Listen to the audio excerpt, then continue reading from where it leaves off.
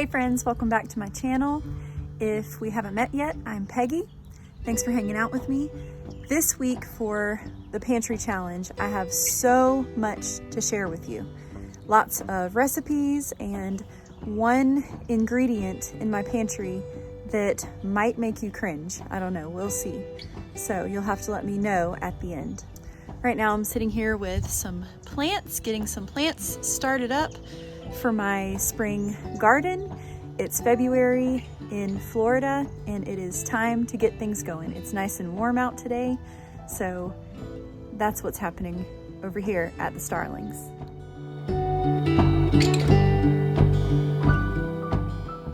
At the end of the video today, I'm going to show you an Azure Standard haul. I have a link in the description if you're interested in Azure Standard. It is awesome to buy bulk organic groceries from there and come to a drop to pick everything up. And it's just such a good, cost-effective way to get really wonderful pantry items.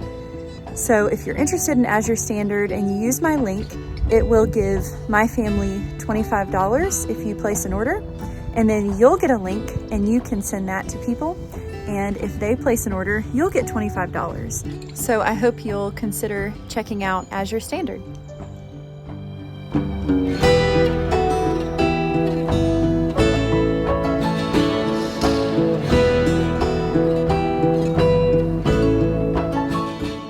So tonight we're gonna have a tuna pie, kind of like a tuna pot pie.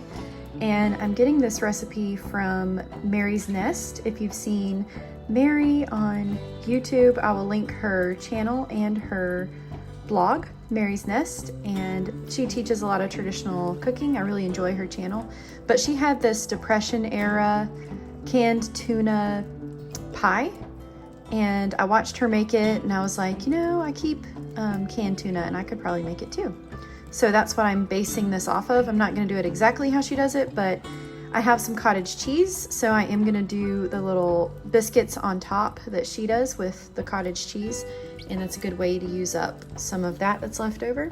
So I'm gonna put this canned tuna in it, this onion, I'll probably cut up some garlic and put that in also, and then I'm gonna add my flour to make a roux for my sauce, and then I have some bone broth I'm gonna add in, and some milk. And then I have a little bit of these mixed frozen vegetables that I can add to it. And then I'm gonna put 2 5-ounce cans of tuna in there. Okay, onions and garlic and butter. I'm gonna add my flour and just cook it down to form a roux. And then I'll add the bone broth that I have on hand and some milk. Vegetables.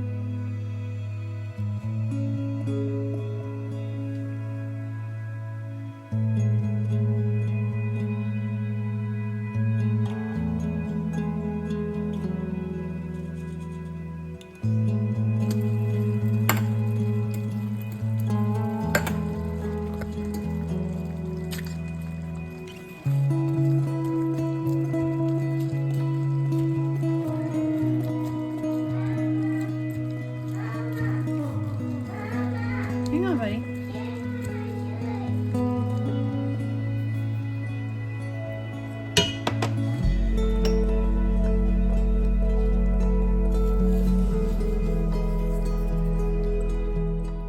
The biscuits that are gonna go on top of my tuna pie here basically use part butter and part cottage cheese. Pretty interesting. This is a great Depression era recipe. so I'm not sure if it's because there might have been a shortage of butter. But basically, I have a very basic biscuit recipe. I've added some chives to it, and I've added in the butter, so I'm getting that going while I finish up the gravy part of the tuna pie.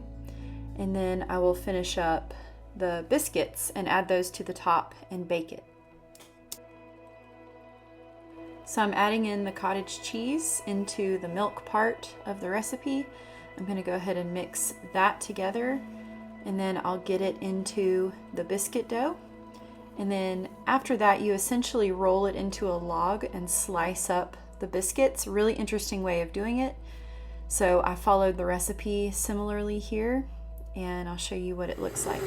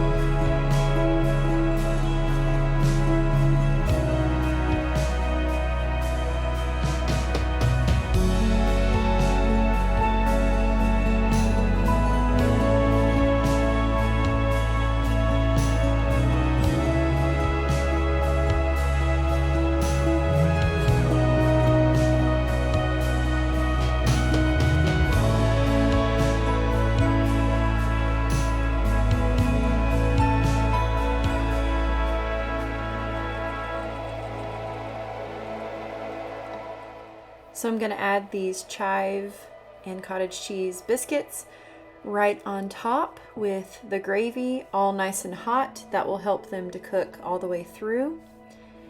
And then I'm going to get these in the oven.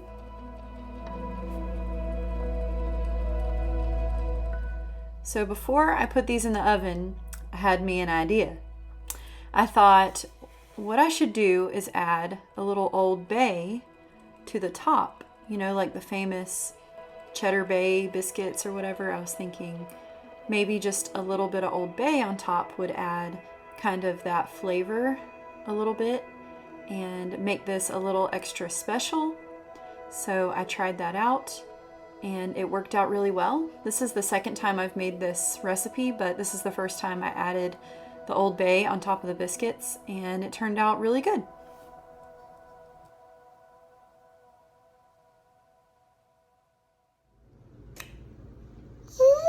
Mama. It's Mama and Yes, Flint Mama. Flint. And here it is. I'm just going to add a little butter on top of each biscuit here. And then this will be ready to serve. Tiny bit of chives left over, so I thought I'd sprinkle it on there and make it look a little prettier. And now it's ready to serve.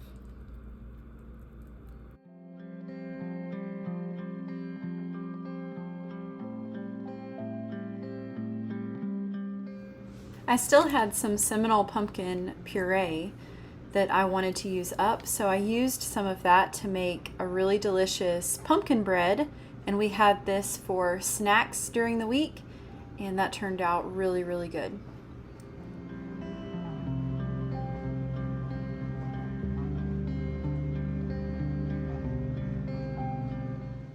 So I've shown this a lot in a lot of the other videos, but I just thought I would go ahead and show it again. It's our homemade pizzas. We've been having this about once a week.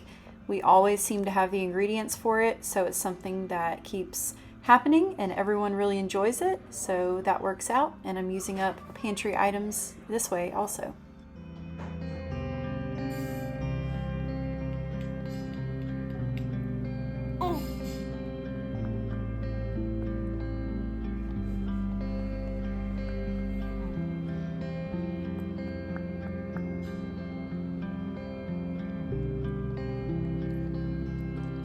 Okay,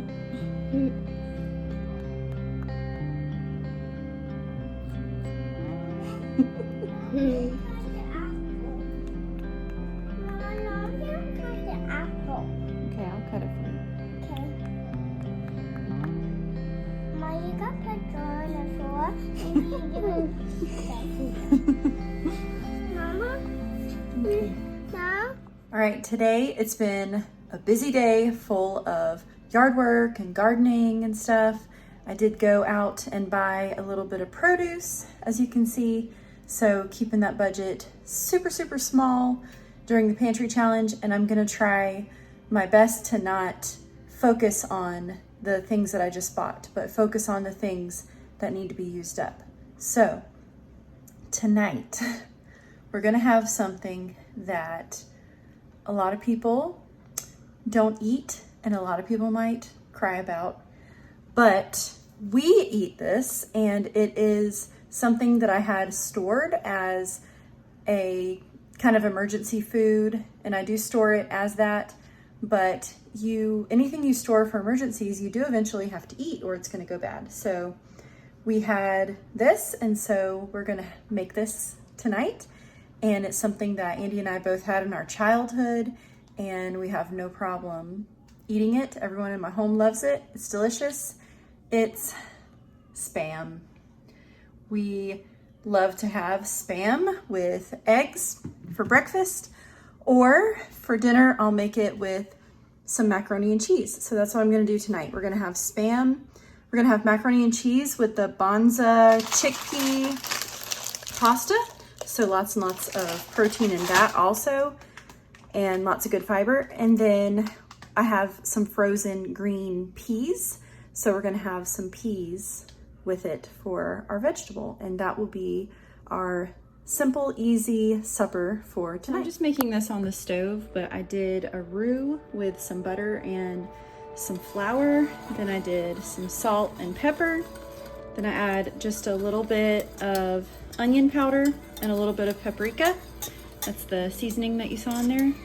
So I'm just gonna cook this for a few minutes. It's already getting really, really thick. I'll probably add a little bit of cream to it, and then I'm gonna add in my cheese. So here's the consistency before I add my cheese. You want it to be like just a little thinner than gravy. Not super thick, but not soupy. So the best way I can describe that is like gravy, but a little thinner. Now I've got my cheese in, and I just cut it into little blocks. So I'm just gonna let that melt down while I get the pan ready to cook the Spam, and while I boil some water for the chickpea pasta. This is how you cook Spam. That's how it's going. And it's delicious.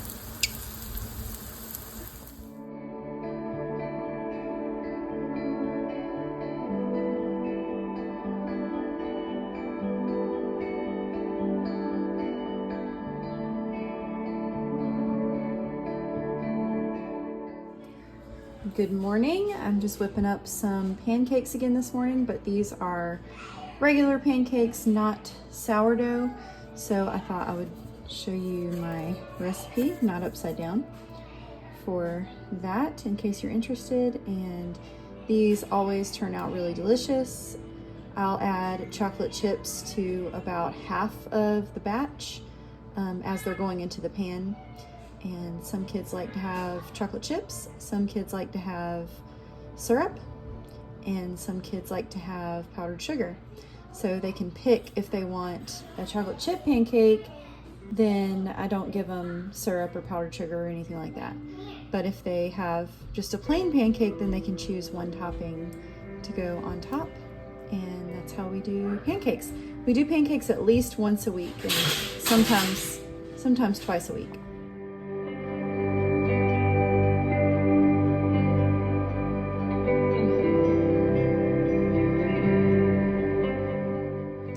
Okay, this is what we're doing for supper tonight. So depending on how many people you're feeding, you might need 2 chickens, but one still works for our family of 9 because our children are all so small. So I'm using the chicken. That's going to be covered in some butter and this Kinder seasoning that we really enjoy. And underneath this, I'm going to have my sweet potatoes cut up, my Brussels sprouts, some onion and garlic. And I'm going to cover that in a little bit of avocado oil and salt and pepper. And then we will season the chicken and put that on top. And we're going to roast it in the oven for about an hour and a half, but depends on how big your chicken is. You just want to check it every now and then. So I am running low on butter. I did get some from the grocery store, but I'm trying not to use it so I can finish out the pantry challenge with the things that I have. So today I'm going to make biscuits with this bacon grease instead of butter, and we'll see how that goes. Got it flattened out here, got my pan greased, got my biscuit cutter. I'm gonna put them in the pan. Here they are in the pan. Interestingly, they were a little bit easier to cut than the ones with butter. So we're gonna pop them in the oven and see how it goes. Okay, so I've got onions, garlic, Brussels sprouts, sweet potatoes, and I'm gonna add the last little bit of my bacon grease to coat this, and then it'll be ready for the chicken to go on top. So you want to pat your chicken dry, and then I've got some softened butter here. So I'm going to rub the whole thing with butter.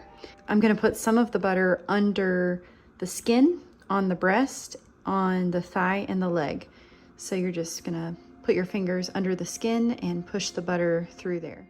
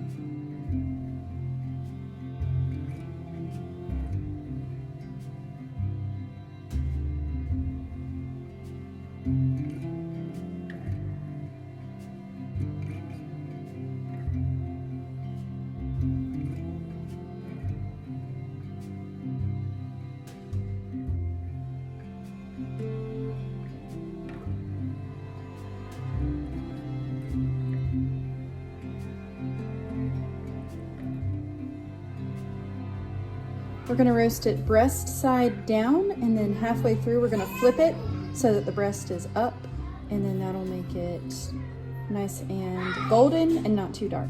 It's been 15 minutes, they're looking good. So I'm gonna take them out.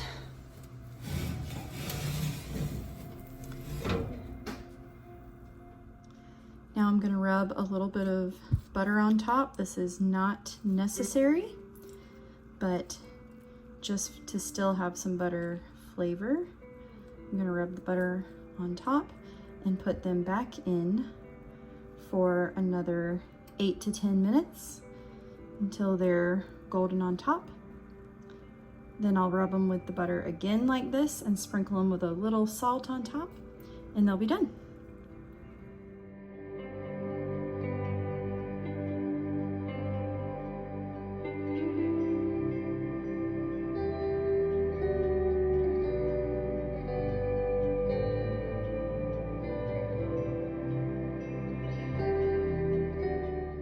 This is one of our favorite dinners. Everybody in my home loves to eat this. All of the kids eat it no problem.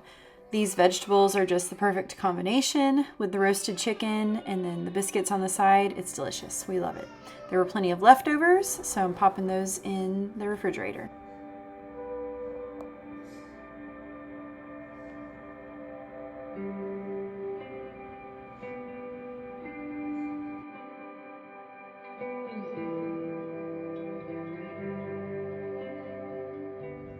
With the rest of the chicken frame, I popped it into a bag and I'm gonna put it right in the freezer for another day when I'll make bone broth with it. I had a really nice skirt steak in my freezer still, so I decided that's what I would make tonight for supper. I went with some tacos, so I'm gonna get this skirt steak all seasoned up with lots of Mexican style seasonings. So I'm kind of making my own taco seasoning just based on what I have. I use cumin and coriander, salt and pepper, some onion powder, some garlic powder. If I had some oregano, I would use that, but I do not. So I'm going to go with some paprika, and then I'm also going to get that spread out and seasoned on the front and on the back. Just get it nice and coated in my seasoning. And then I'm going to add some olive oil to that, and then a little bit of orange juice, and make it basically kind of like a mojo style seasoning. And that will be so delicious for the tacos. I'll get this cooked up in my cast iron skillet, and then we'll be ready to have tacos later. I just have to throw together the toppings. So I did this earlier in the day, so now I am getting this kind of shaken up, and I'll put it right into my fridge so it will be ready later when I'm ready to cook it. Mama, remember how to do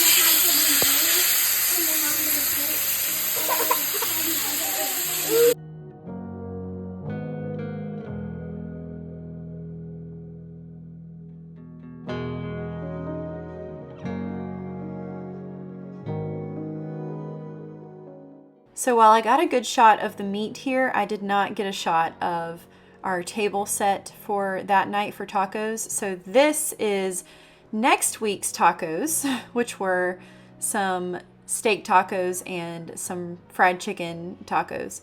But this is generally what it looks like when we're having tacos.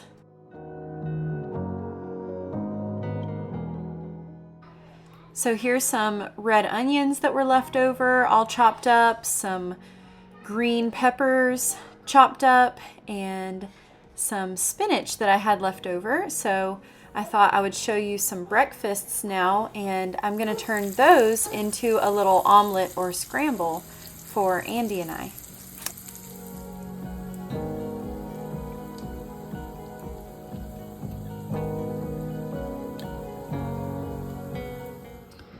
So I'm going to show you something I'm doing for breakfast.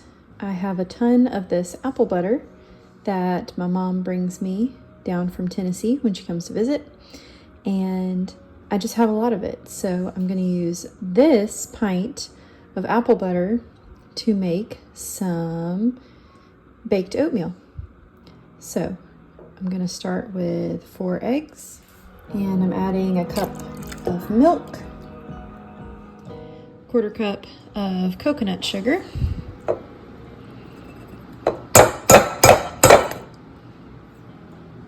about 1/2 teaspoon of salt, and the apple butter already has some cinnamon in it, so I am going to add some cinnamon, but not a ton.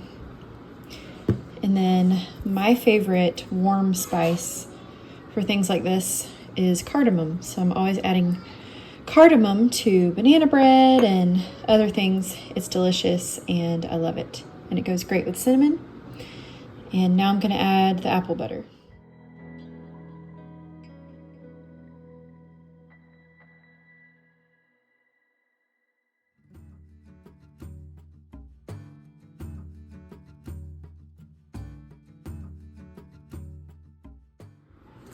Two cups of oats, This is half of a stick of butter, and that's going on top. And then I'm gonna sprinkle some more coconut sugar on top.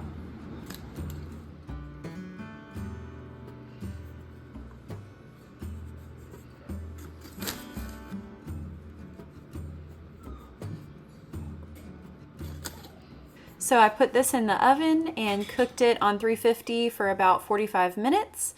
It turned out delicious and everyone had that for breakfast. Okay, I have a quick Azure Standard haul here to share with you.